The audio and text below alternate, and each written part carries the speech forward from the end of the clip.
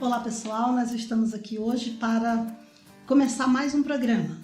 E hoje nós queremos começar já com o texto da Palavra de Deus de Romanos, capítulo 8 e o verso de número 29.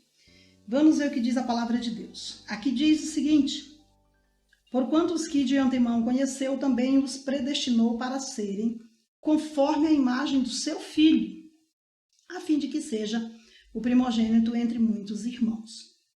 Então vamos entender o texto. Vamos entender esse texto. Nós, os cristãos, fomos feitos corpo de Cristo. Isso foi Deus que fez. Nós somos feitos por Deus, corpo de Cristo, para a expressão dele em plenitude nessa terra. E esse magnífico projeto de Deus, plano de Deus, está centrado nas Escrituras Sagradas. Mas, lamentavelmente, é um dos mais negligenciados pela igreja da atualidade. Mas qual é a importância de sermos a imagem de Cristo? Como nós podemos expressar a real beleza de Jesus? A resposta para essas perguntas, talvez você já tenha se perguntado isso, eu também já me perguntei várias vezes, mas a resposta para essas perguntas está relacionada à formação do caráter de Cristo em nós. E caráter é uma coisa, é como um medidor de crescimento espiritual. Né? Digamos que o caráter é um medidor de crescimento espiritual. Por exemplo, é por meio do caráter que você conhece a maturidade de um cristão. Não é a sua retórica, não é o seu carisma, nem mesmo o seu conhecimento que define sua maturidade. A maturidade de um cristão é definida pelo seu caráter. Pelo nível de maturidade é visto pelo seu caráter. Mas é interessante porque, como eu estava dizendo, que não é nem mesmo o nosso conhecimento que define a nossa maturidade. Por quê? Porque se nós temos conhecimento, mas não revelamos mudança de caráter, então esse conhecimento é inútil para a nossa vida espiritual, para o nosso bem-estar espiritual. E por que ele é inútil? Porque na concepção de Deus, no conceito de Deus, conhecimento é para mudança. É triste olhar e ver que a grande maioria dos cristãos hoje tem negligenciado esse fundamental valor do caráter. E o resultado disso é um cristianismo desfigurado, onde cada um expressa a sua natureza caída, ao invés de expressar a de Cristo. E nós olhamos hoje, nós, quando olhamos para a igreja com um olhar espiritual, nós percebemos uma necessidade gritante na igreja da atualidade. Nós precisamos, com urgência, voltar a enfatizar a real importância de expressarmos a imagem de Cristo. A igreja precisa se lembrar disso. A igreja é o corpo de Cristo. Então, é muito importante nós voltarmos a nos lembrar da real importância de expressarmos a imagem de Cristo. Como nós lemos o texto, diz que o Senhor nos predestinou para sermos conforme a imagem do seu Filho. E essa palavra predestinação tem sido assim muito recorrente nos debates teológicos. E aí acontece que, por causa de estar muito frequente nos debates teológicos, isso acabou tirando o verdadeiro foco da real importância desse trecho bíblico. Só que a verdade é o seguinte, é que o centro desse versículo aqui não é a palavra predestinação, mas é o fato de que nós fomos escolhidos para entrar na forma de Cristo. E a verdade expressa aqui, que nós devemos enfatizar, é o fato de que eu e você fomos escolhidos para expressar a imagem de Cristo. O meio pelo qual Deus leva cada crente a se conformar à imagem do seu Filho é pelo princípio da transformação. E o que é o princípio da transformação? Isso implica na revelação e aplicação da cruz na nossa vida diária, no nosso cotidiano, no nosso viver diário. Você sabe o que é uma vida de cruz? Você tem revelação da cruz? Uma vida de cruz implica na renúncia total do ego, em abrir mão total do ego. Ou seja, é uma renúncia assim, radical do ego, uma total renúncia de si mesmo. Isso é uma vida de cruz.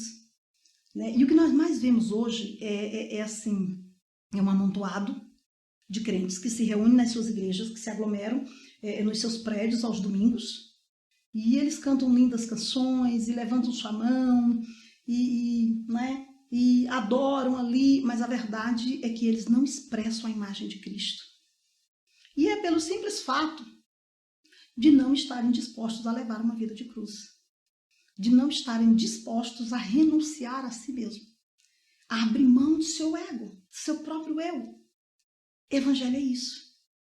Né? Evangelho é isso. Olha, observe que Jesus nunca obrigou ninguém a andar com ele, né? Você sabe disso. Jesus nunca obrigou ninguém a andar com ele. Mas ele colocou ali uma condição para aqueles que estão dispostos a lhe seguir. Olha só a condição. Lucas capítulo 9, verso 23, ele diz o seguinte: e dizia a todos: se alguém quiser vir após mim, negue-se a si mesmo. Tome a cada dia a sua cruz e siga-me. Olha só. Tome a cada dia a sua cruz e siga-me. Então aqui tem duas verdades a serem aplicadas. Negar a si mesmo e tomar a cruz. Então, negar a si mesmo implica, como eu disse, na renúncia total do seu ego. Agora, tomar a sua cruz significa você morrer para cada situação que exige ali a presença do seu eu. Sabe aquela situação em que você gostaria de tomar partido? Pois é, você vai abrir mão. Isso é vida de cruz. Sabe aquela situação em que você sabe que você tem direito, você está com direito, você está certo, você tem razão, mas você decide abrir mão porque você escolheu uma vida de cruz. Você decide perder na questão pelo simples fato de você levar uma vida de cruz. Sabe quando você deseja muito uma coisa e você quer muito aquela tal coisa, mas você decide abrir mão dela pelo simples fato de ter escolhido seguir Jesus. E seguir a Cristo exige uma vida de cruz. Então, para que você possa expressar a imagem de Cristo, é necessária essa consciência, é necessário estar disposto a viver uma vida de renúncia. E às vezes você tem questões em que vai mais te exigir uma vida de renúncia, é ali no seu ciclo de amizade, na sua família, no seu trabalho, é na vida, no cotidiano, naqueles que estão ali em sua volta, mais próximos de você. Então, quanto mais próxima a pessoa é de você, mais ela vai exigir de ti uma vida de cruz. Entende isso, meu irmão? Então, vou dizer de novo, para você não esquecer, quanto mais a pessoa for próxima de você, mais ela vai exigir de você uma vida de cruz. Por quê? Porque você vai ser testado nas circunstâncias, em cada situação. Você vai ser testado dia após dia. Você vai ser testado na família, você vai ser testado no seu trabalho, você vai ser testado na sua faculdade, você vai ser testado no seu ciclo de amizade, você vai ser testado com seu pai, com sua mãe, com seus irmãos, você vai ser testado na igreja, na sua congregação. Você vai ser testado. Era disso que Jesus estava falando quando ele disse: se alguém quiser, ou seja, ele deixa claro, ninguém é obrigado a me seguir, era como se ele estivesse dizendo isso, mas se alguém decidir, quem quiser, ou seja, ele deixou ali livre para quem quisesse, né? Quem quiser vir após mim, aí ele põe a condição. E a primeira condição é negar a si mesmo. Você decidiu seguir a Jesus? Então você precisa negar a si mesmo. Porque se você quer seguir a Jesus, mas você não abre mão do seu eu preciso lhe dizer que você não expressa a imagem de Cristo. E outro ponto que complica aí é o fato de que quem não expressa a imagem de Cristo, no momento ou no outro, vai abrir mão desse caminho, vai ficar pelo caminho, vai cansar, vai ficando à margem do caminho.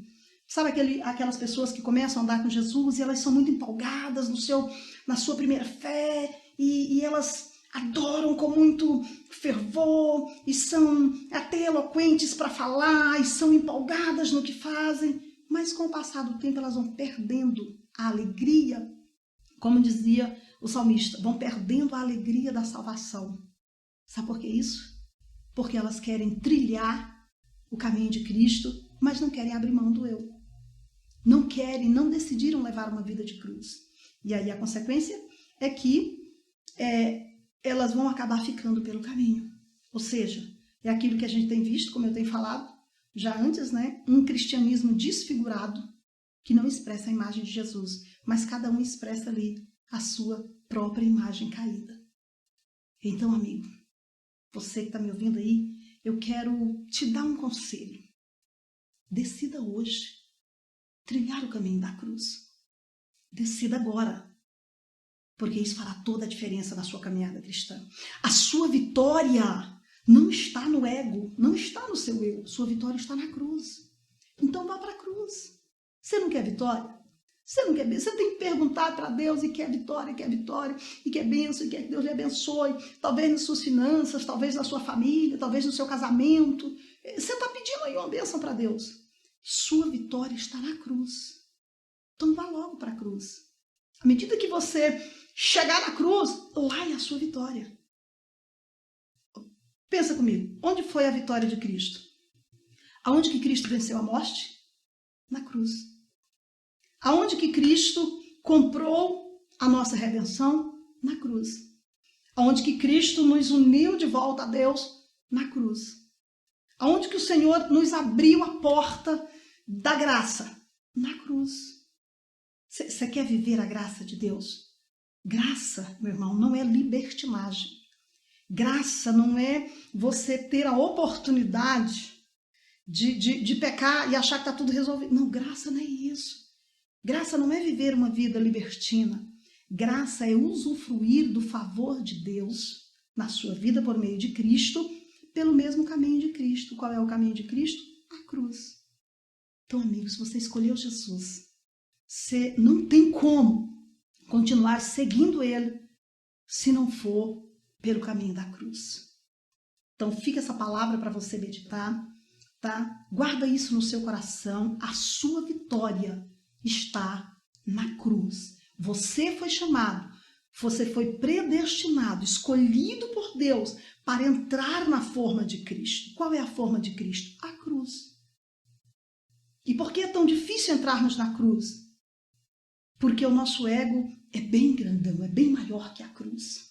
E aí quando a gente decide ir para a cruz, o que acontece? Nós vamos ter que abrir mão de boa parte desse ego, até a gente se encaixar na cruz. Quando você se encaixa na cruz, então o seu ego desaparece, o seu eu some, e agora você pode dizer, como o apóstolo Paulo, não vivo mais eu, mas Cristo vive em mim.